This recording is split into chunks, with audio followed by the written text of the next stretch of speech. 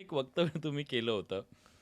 30% जमीन ही तिथल्या आमदार आहे. हे हे मजाकमध्ये नाही, होतं, नाही. गमतीत नाही. होतं, की तसं बघायला वास्तव होतं, गेलं काय तसं होतं म्हणजे? तसं बघायला गेलं तर बघा मुख्यमंत्री होते, हां, उपमुख्यमंत्री होते. मी बसलो होतो. आम्ही दहिसरवरनं मीरा भाईंदरला मेट्रोने जात होतो आणि हां. असे आजूबाजूच्या परिसराची चर्चा चालू असताना ते त्यांची कंपनी आहे आमच्या सहकारी आमदारांची 7-Eleven कंपनी. त्या हं. कंपनीमुळे पाणी पुरवठा करणारी जी यंत्रणा आहे किंवा जी योजना आहे ती गेल्या 1 ते दीड वर्षापासून बंद पडलेली आहे आणि त्याचबरोबर मेट्रो ही 1 वर्ष आधी खरं तर चालू व्हायला हवी.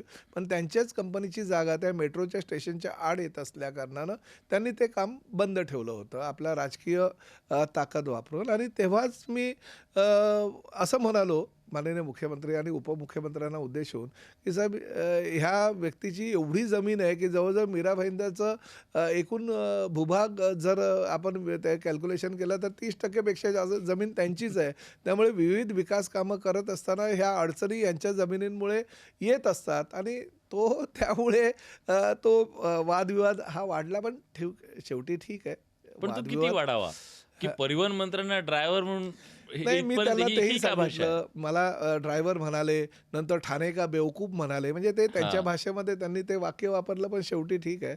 मी ही संख्या वाढल्याचा परिणाम आहे? सुसंस्कृत अ, अ, राज्याचा सुसंस्कृत लोकप्रतिनिधी आहे.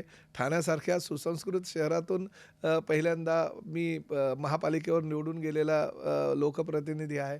त्यामुळे आमची पणा आम्ही कधी सोडत नसतो.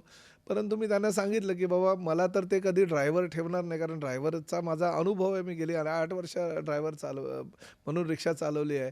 परंतु जर मलाच त्यांनी ड्रायव्हर घेतले तर सब अंदर की बातें और बाहर की बातें अ, पता चलेगी. म्हणून कदाचित ते मला ड्रायव्हर म्हणून ठेवणार नाहीत. परंतु मी त्यांच्या ह्या गोष्टीचं स्वागत करतो, की ड्रायव्हर म्हणून सुद्धा त्यांनी माझी तुलना केली.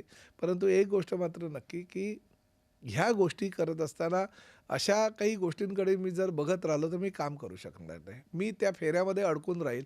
मला राज्याचं नेतृत्व करण्याची संधी मुख्यमंत्री आणि उपमुख्यमंत्र्यांनी दिलेली आहे. त्यामुळे मी फक्त त्या एका शहरामध्ये त्या काय वक्तव्यामुळे राहील अडकून आणि पडणार नाही. राज्याकडे जर मी लक्ष देणार नाही, ते योग्य होणार नाही.